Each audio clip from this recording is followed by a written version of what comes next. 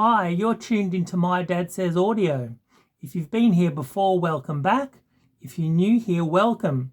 Today we'll be taking a look at a pair of Technics SB-CD502 three-way speakers.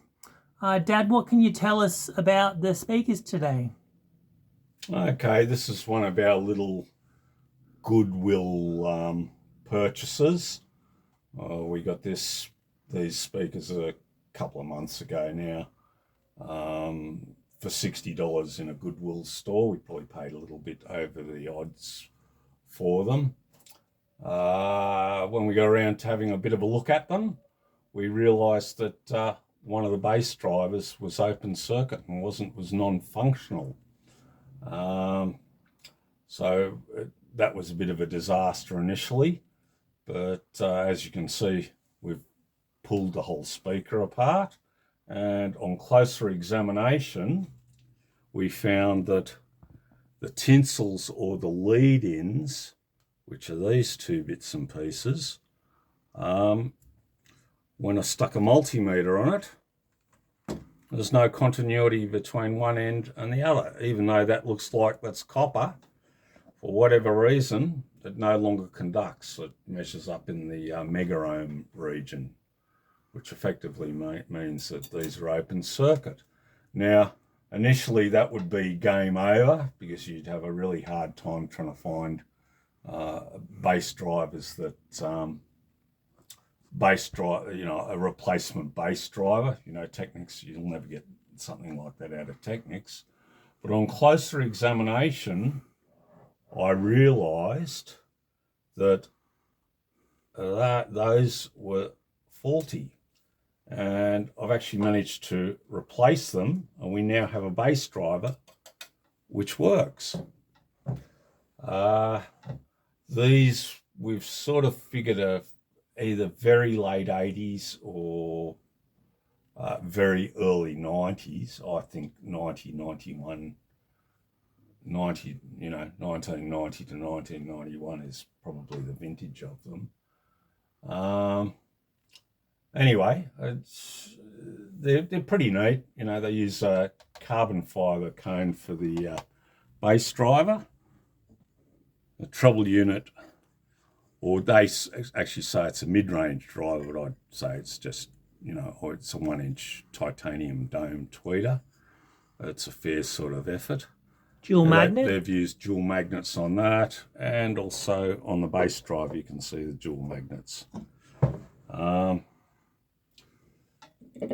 Anyway, because I pulled it apart, got the crossover out, it's got spring clip terminals and ferrite inductors, and I figured I could probably do something a little bit better than this. I will repurpose the resistor and the two inductors.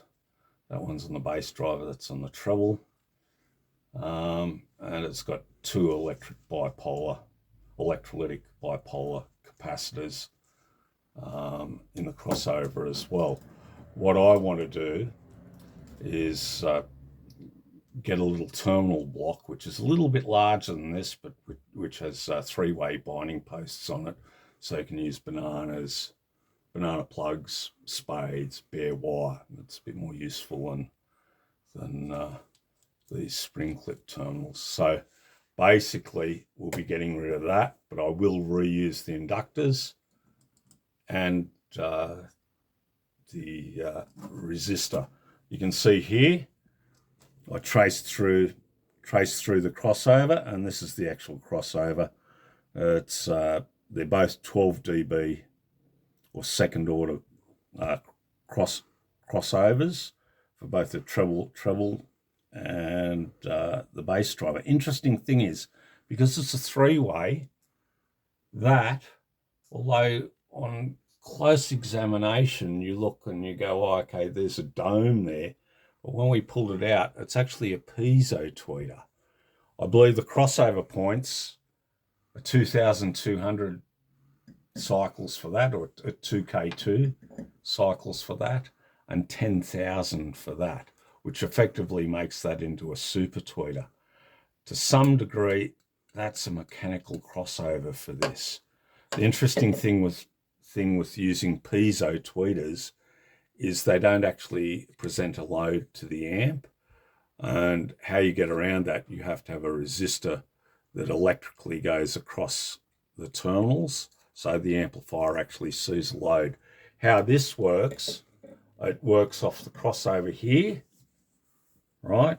And where it gets that resistance that I was talking about is from the voice coil in that unit there. So they don't, that's a cheap way of doing it. I may well come back later on once this is all done and redo something else for that tweeter, but we'll wait and see how it actually pans out. Now, for both these caps, the replacement of these caps, that cap there, one's 4.7 microfarad, the other is quite a large value, 33 microfarad. I managed to make the 33 microfarad out of these caps here. You can see I've paralleled them up, and I've measured them, and that actually gives you a 34 microfarad, which is well within spec. And the other thing is they match exactly. And with the treble, we needed 4.7. Now, I had a bit of a rat round through all my, bits and pieces, all my caps and resistors, semiconductors, all that. Had a rat through. Didn't have any 4.7s. I had 1 microfarad, 2.2, 3.3. Didn't have 4.7. Didn't have 5.6 microfarad. I did have 6.8, and I did have 10 microfarad. So pretty good range. So I didn't want to order them. What I have done is I've used 2.2. These are 1 microfarad, 1 microfarad. So it's 2.2, 3.2, 4.2. Then I've got 4.2 plus a 0.47, which pretty much takes us right up to, a 0.47, which pretty much takes us exactly up to 4.7 microfarad. And I've even included, I'll do the same job here as I've done with these, parallel it all up. I've even used a little aluminium foil and polyprope as a bypass value for that. It would have been a lot easier if I just had a 4.7, didn't have it, so we'll just do it this way. I don't want to shell out any more money. So what we'll do, we're going to order a terminal block with three-way binding posts, which is a bit more practical than this, which is slightly larger. I'll have to enlarge the hole slightly, but these caps are a bit larger. Oh, the other point is I actually removed I'm just trying to figure which one it is. Yeah, that electrolytic there, it says 4.7. I removed it, measured it. It actually measured 5.4 microfarad. So this is actually truer to the printed value. And I'm quite sure these are going to be better balanced left to right.